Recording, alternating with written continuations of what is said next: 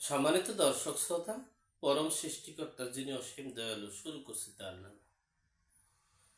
আজকের বিষয়টা হলো গণ অভ্যুত্থান করে ছাত্ররা যে উদ্দেশ্য এবং পারপাস নিয়ে, যে লক্ষ্য নিয়ে এই আন্দোলন সংগ্রাম করেছিল, সেই আন্দোলন সংগ্রাম একবারে ধূলিসাৎ যাওয়ার পথে।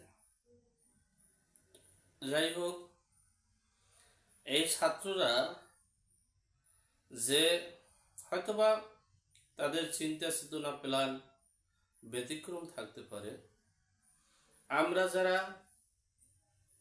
শ্রমিক, কিশোর, দিনমজুর, আমরা যারা আছি, যারা এই আন্দোলন সংগ্রামে ঝাঁপিয়ে পড়েছিলাম, আমাদের উদ্দেশ্য ছিল যে এই সরকার যদি পতন হয় তাহলে দেশের সর্বসেক্টরে সঠিকভাবে সংস্কার করে দেশটা একটা নির্দিষ্ট স্থানে পৌঁছানোর পর নির্বাচনের ব্যবস্থা করা হবে।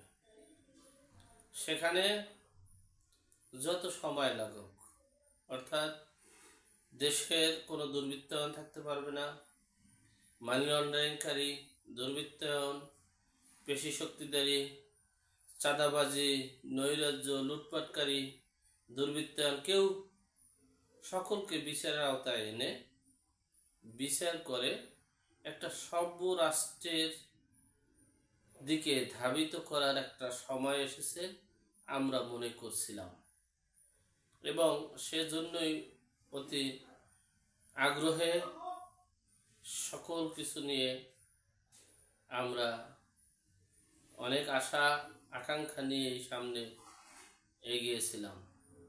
কিন্তু দুঃখের বিষয়,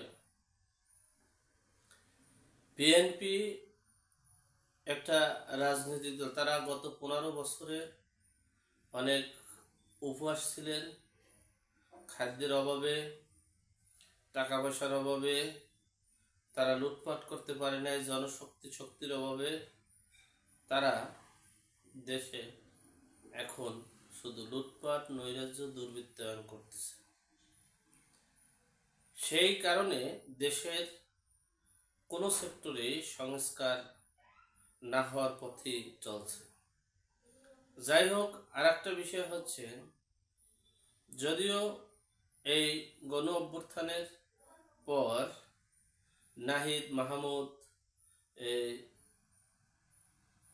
মাহফুজ আলম, তারা যেহেতু উপদেষ্টা পরিষদে আছেন, তারা একটু সময় করে নিলে হয়তো বা দেখা গেছে সকল অপরাধীকে, যারা বর্তমানেও যারা দুর্বৃত্তায়ন করছে, তাদেরকে বিচারের আওতায় আনার সম্ভাবনা আছে। কিন্তু দুঃখের বিষয় হচ্ছে, তারা তাদের ম্যান্ডেট, তাদের জনশক্তি কম থাকায়, বিএনপির উপরে নির্ভরশীল হওয়ায় তারা বিচার কার্যক্রম করতে পারছে না। অপরদিকে বিএনপি চাপ দিচ্ছে নির্বাচনের, কিন্তু এই যে গণ অভ্যুত্থানের যে আন্দোলন হয়েছে, সে আন্দোলনে কিন্তু নির্বাচন দেওয়ার জন্য আন্দোলন হয়নি। নির্বাচন দিয়ে একটা সরকারকে হটিয়ে আর একটা সরকারকে বসানোর জন্য কিন্তু আন্দোলন নয়। এই আন্দোলনটা হয়েছে যে দুইটা মাকড়সার বাসার থেকে বেরিয়ে যাতে আমরা আসতে পারি, আমরা একটা মানে চতুর্মুখী গণতন্ত্রে বিশ্বাসী থাকবো। আমরা শুধু এক দল যাবে, এক দল খাবে, আর এক দল থাকবে, আবার আর এক দল খাবে, মানে ঘুরে ঘুরে তারাই যেন না থাকে। মূল পারপাসটা ছিল এটা, যে সবার সমন্বয়ে দেশ পরিচালিত হবে। তাহলে দেখা গেছে দুর্বৃত্তায়নের আর পেশি শক্তি, কিলের বাহিনীটা কম হবে। যদি পরস্পরের শক্তি প্রায় সেম থাকে, তাহলে সেখানে সাদা আর কালো, কালো আর সাদা, এটা আর হবে না, তাহলে চতুর্মুখী হওয়ার সম্ভাবনা আছে। যাই হোক, এই ছাত্ররা আন্দোলন করেছিল যে একটা সরকারকে হটাইয়া একটা সরকারকে বসানোর জন্য নয়, তারা আন্দোলন করেছিল যে একটা সরকারকে হটাইয়া দেশের সকল সেক্টরে সংস্কার করে, যাতে একনায়কতন্ত্র করতে না পারে, যাতে আমি আর মামু ধর্ম আর খাবো, অর্থাৎ আমি না থাকলে মামু খাবে, মামু না থাকলে আমি খাবো, এইটা যাতে না করতে পারে, সেজন্যই সংস্কার করার উদ্দেশ্য এবং পারপাস ছিল। যাই হোক, এখন দেখা গেছে সেই উদ্দেশ্য এবং সেই পারপাস, সেই বিষয়টা এই গণ অভ্যুত্থানের ছাত্রদের, সমন্বয়কারীদের, উপদেষ্টারা ব্যর্থ হতে যাচ্ছে। কারণ হচ্ছে তারা এই বিএনপির চাপের মুখে পড়ে নির্বাচন দিয়ে তাদেরকে সরকার গঠন করে, তারা আবার সেই আমি আর মামু ধরবো আর খাবো সেদিকেই ধাবিত হচ্ছে এবং দেশটা আবার তাদের হাতেই চলে যাচ্ছে। যাই হোক, আমার কথা হচ্ছে বিপ্লব করা হয়েছে, আন্দোলন করা হয়েছে, সংগ্রাম করা হয়েছে যে এই দুইটা অপশক্তিকে প্রতিহত করে দেশে একটা সঠিক সুস্থ ধারার রাজনীতি গড়ে তোলার জন্য, যাতে দুর্বৃত্তায়ন হয়ে উঠতে না পারে, একনায়কতন্ত্র হয়ে উঠতে না পারে। এজন্য সকল রাজনৈতিক দলগুলো যাতে সমান সুযোগ সুবিধা এবং সমান দায় দায়িত্ব পালন করতে পারে, সেজন্যই মূলত আমাদের এই আন্দোলন হয়েছিল। কিন্তু এই বিএনপির কারণে আমাদের সেই স্বপ্ন, আমাদের সেই বিপ্লব, আমাদের সেই আন্দোলন সংগ্রাম সব ধূলিসাৎ যাওয়ার পথে।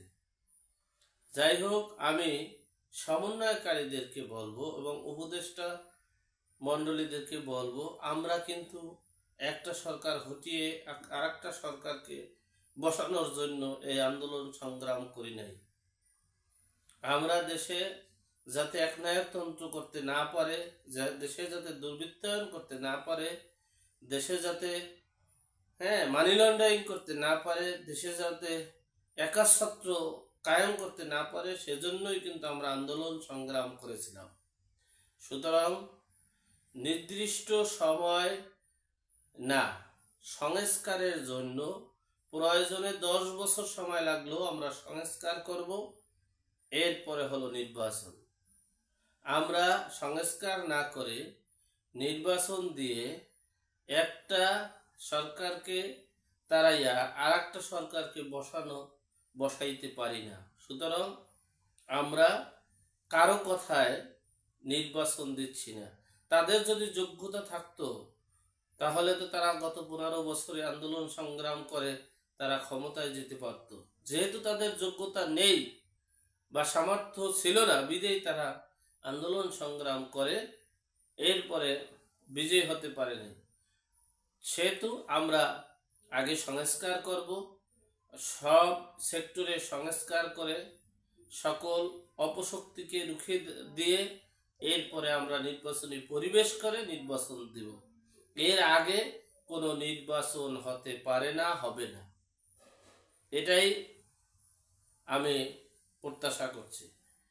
বিপ্লবী এই সমন্বয়কারী সহ উপদেষ্টাদের প্রতি আমার আবেদন থাকবে, আপনারা কিন্তু একটা সরকারকে হটাইয়া অপর একটা সরকারকে বসানোর জন্য কিন্তু আন্দোলন সংগ্রাম করেননি। সুতরাং বুঝে শুনে আপনাদের সামনে আগাতে হবে। যাই হোক, আল্লাহ আমাদের সকলের বিপদ আপদ বালা মুসিবত থেকে হেফাজত করুক। আল্লাহ আমাদের সকলকে হেদায়েত নসিব করুক। আমিন। আসসালামু আলাইকুম।